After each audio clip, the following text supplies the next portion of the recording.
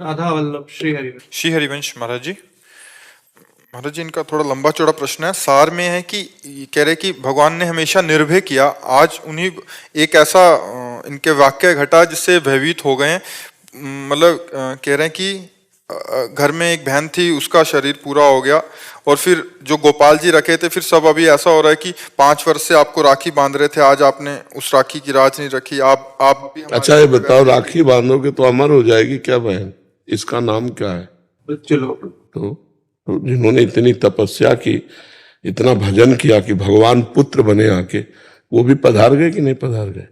फिर आप कैसी बात? वो मुझसे 7 साल छोटी थी। मैंने अपने भैया, गर्भ में भी समय पूरा हो जाता है, गर्भ में भी समय पूरा हो जाता है तो गर्भ में ही मर जाता है, गर्भ के बाहर आके मर जाता है, 1-2 साल का होके मर जाता है, 10-5 साल का होके मर जाता है, जवान मर जाता है। मरने की कोई समय है क्या?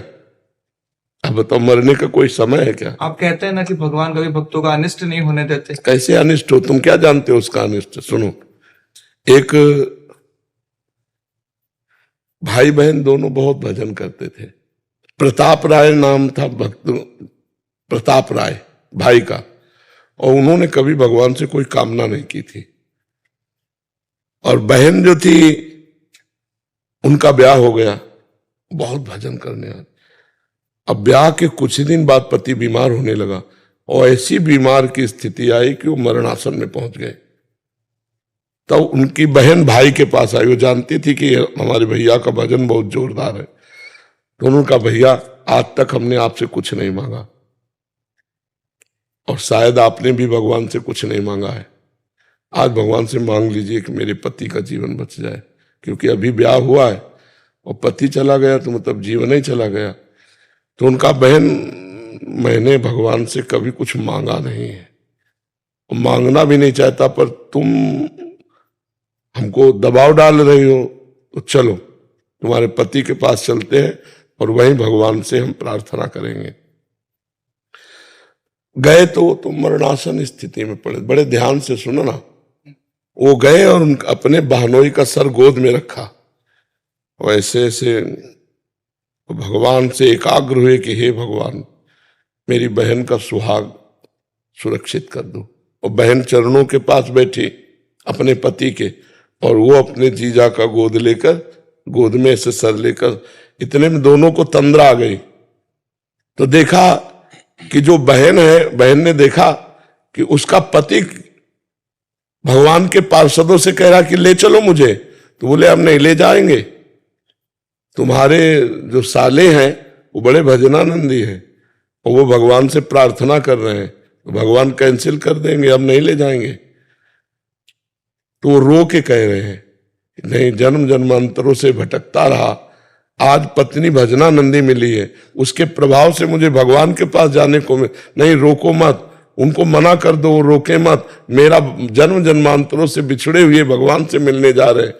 ये दोनों लोगों ने स्वप्न देखा। तत्काल बैठे बैठे उसे तंद्रा स्वप्न कहते हैं। एक होता सुसुप्ति स्वप्न, सोते हुए, एक होता बैठे बैठे ऐसे तंद्रा आ गई, उसमें देख लिया। बहन का नाम मालती था। तो प्रताप राय जी ने कहा, मालती, अभी तुमने कुछ देखा? बोले, भैया हमने देखा कि हमारे पति भगवत पार्षदों से कह रहे हैं कि ऐसा मेरे वो नहीं कर सकते, क्योंकि भगत है मेरा, मंगल नहीं कर सकते, मंगल भवन भगवान से मिलने का समय आया है, और भगवान के पार्षद आके वापस चले जाएंगे, ये ठीक नहीं। बोले, यही हमने देखा, अब बोलो क्या करें? बोले, रहने दो भैया, अगर पति भगवान के पास जा रहे हैं तो अब मैं नहीं रोकूंगी, क्योंकि वो भी भक्ता थी, जानती। तो आपको क्या पता, वो जीव इतने दिनों तक केवल लड़की के शरीर में रहा, अब वो भगवान से मिल गया जाके। तुम्हारी भक्ति, उसकी भक्ति, गोपाल जी ने कृपा करी और अपने धाम में बुला लिया। अब आप अपनी सोच से अमंगल मान रहे हैं, तो हम क्या कर सकते हैं? आप जानते हैं वो तुम्हारी जो बहन थी, वो पूर्व जन्म में कौन थी? आप जानते हैं तुम्हारी बहन कहाँ गई? तो व्यर्थ में भगवान को कोस रहे हो कि राखी बांधी, भगवान को पूजन किया, और भगवान ने क्या किया? उठा लिया। उठा नहीं लिया, अपने पास बुला लिया। संसार में भटकने से बचाकर अपने पास में बुला लिया। तो ऐसे निगेटिव क्यों सोचो आप? मैंने अपनी बहन के जो आखिरी क्रियाम थे वो सारे मैंने अपने हाथों से जी। किए। उस समय मैंने ये चीज समझ गया कि ये जो शरीर है ये मेरा असली स्वरूप नहीं है। बिल्कुल बिल्कुल। और डर इसलिए लगता है क्योंकि मैं ऐसा अपना स्वरूप समझे बैठा हूँ, अपने स्वरूप में स्थित होना चाहता हूँ ताकि जब इसको छोड़ूं तो डरूं नहीं। हाँ बिल्कुल। पता रहे हाँ कि जिस घर में जाना है पता रहे कि वो उसी घर का एक हाँ, बहुत उत्तम विचार है। नाम जप करो ना करता हूँ। निरंतर, निरंतर नहीं कर पा रहा, लेकिन कोशिश कर। बस निरंतर पहले करो। इसी नाम जप से शुद्ध ज्ञान प्रकट होगा और शुद्ध ज्ञान में आप अपने स्वरूप का बोध प्राप्त कर लेंगे। जब तक बुद्धि हमारी अशुद्ध तब तक ब्रह्म बोध नहीं होता, स्वरूप बोध नहीं होता। इसलिए नाम जप करो, शास्त्रों का स्वाध्याय करो। जैसे गीता जी है ना, तो स्वामी राम सुखदास जी ने बहुत सुंदर टीका की है।